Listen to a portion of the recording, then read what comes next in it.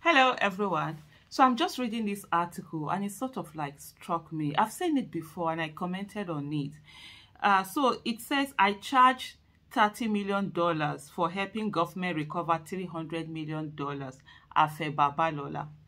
And I remember the first time I saw this, one of the things that I said was that who are these people who negotiate on behalf of government?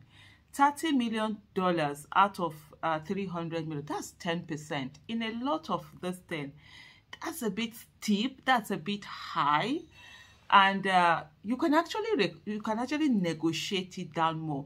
Not just this one, there's been a lot of cases where you see either recovery or one thing or the other, and then you see the fee that Nigeria is paying is really so high.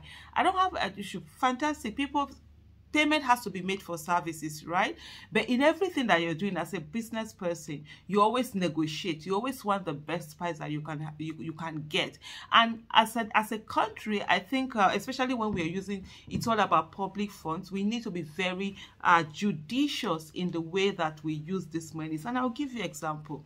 I've said these things many times, and you probably may have heard it before.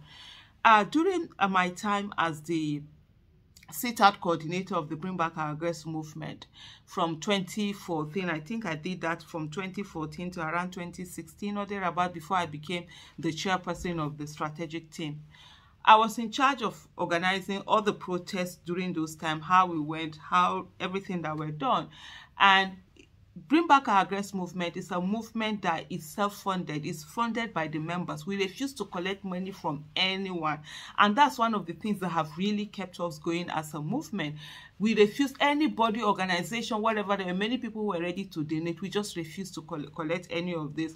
And we said, what we want, let people come and give their empathy. We were ready to do the things on our own because our needs weren't that much. So, we will gather money together. If we want to do something, for example, there's a protest, we want to do a protest, how much you have, we'll all gather money together, people will bring, and then we'll use them.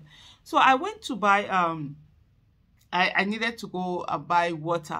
So normally I enter this, of course, in Abuja, it's a pricey supermarket. So sometimes I buy things there sometimes. So I just went in, and then, it was close to the sit-out venue. And so let me just buy there and drop it. So after I bought 10 water, and they were like, okay, they put it down. And then I just don't know. I now asked at the counter, like, well, how much is the water? We're like, it's 1,000. I think, is it 1,002 or something? I'm like, no, the water is 1,000. It's 1,000. It's 950 in other places. I'm like, please, I'm sorry, return it back. If it was my water, I'll pay 1,002 without even looking. Normally I don't even ask. Sometimes I don't even check this. I just pay and, give you my card or money or whatever. Tell me what it is, I pay and I leave. But this is not my money, and it has to be used judiciously, because with that money, with what I can buy extra water. With that money, they would have charged me. And so when it comes to public funds, when it comes to funds that is not your own, you have to be extremely, extremely judicious about it. How are you getting the best money that you can get out of it? That's something that is very important, and something that is also very, very critical. And so I wonder when some of these people make these decisions. Oh, I'm wearing the wrong glasses. My eyesight have changed. My glasses one. A higher this thing, a bigger strength. Okay, so when they are making these decisions for Nigeria, I wonder why they don't look at it from this way. But I just feel 10% of the amount that was recovered was a little too pricey. Probably they could have done lower, maybe 2% or something. 2% would have been $6 million, right? Which is fair. Even if you say 1% is okay, 1% is $3 million, but if you say, okay, let it be a bit expensive, make it 2%. 2% will make it $6 million. I mean, that's better than a whole 10% of the whole money that was recovered, 300 million that was recovered. That's on a serious note, that's really pricey. And even this 2%, because the amount is like $300. If it's going to like billions, something percent to be too much. So like, even for example, like even in houses, like I do properties, right? You understand, like when you pay agents and all of that, it's normally 5%. We all know that it's a bet. when the building or whatever you're buying, the property is higher, the volume is higher, you negotiate it. It's not just longer 5%. I can't buy you can't buy a house of, like, for example, 1 billion, and then somebody is coming to tell me that, oh, 5%, I should be giving him 50 million, something like that. I know you negotiate it a little bit down.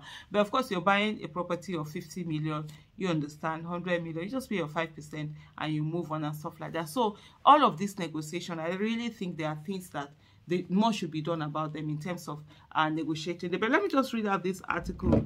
It says, Senior Advocate of Nigeria, SAN, Afe Babalola, has revealed how he charged the sum of $30 million for helping the government recover $300 million from banks. Babalola made this revelation in an interview with a radio talk show host, Afe Babalola, aka Daddy Freeze. The founder of Afe Babalola University, Ado-Ekiti in Ekiti State, cited another instance when he charged Mobil $5 million in an appeal case he handled for the company in the 80s. According to him, Mobil initially rejected his asking fee and engaged another son in Lagos who charged them 500,000 naira but lost the case. He said, yes, the client has a right to pay in dollars or its naira equivalent. This time, I was in my office when then a message came from Lagos that Mobil people from Netherlands, Scotland, and America wanted to see me. I went there, I met some directors there, they had a big case, and I charged them $5 million. But by the way, just to give context, $5 million at that time, I think this is in the 80s, dollar was probably, he said 1980, dollar was probably less than naira. So let's just have the context, right? Dollar was probably, I think it was most likely less. It was not up to 1 naira. So the money in naira would be like 5 million or less than 5 million. So just for us to have context of what he's talking about. About 2 years after, the same Mobil sent for me, and so they said they negotiated and they never came.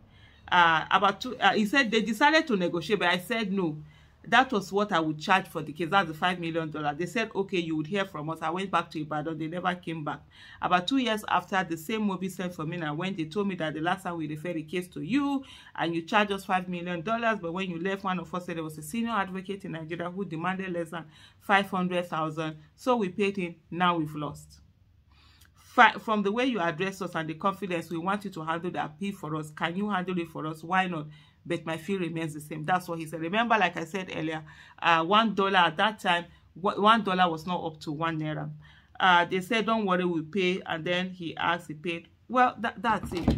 Yeah, I totally understand it. I mean, sometimes you pay for good services. Sometimes, in trying to save money, you can be penny wise and pound foolish. But I still do think that the 10% that was charged on this whole money that was recovered for Nigeria is very high. This is not just the first case. There are a lot of more cases out there like that where Nigeria, the service charges that are done to Nigeria, they are so exorbitant. They are really too high, and we could do better to be able to have negotiators who are going to negotiate on interests of Nigeria as if they are negotiating their own private businesses, and be very judicious and ensure that Nigeria gets the best out of the deal rather than, oh, just give everybody free money just like that. Thank you.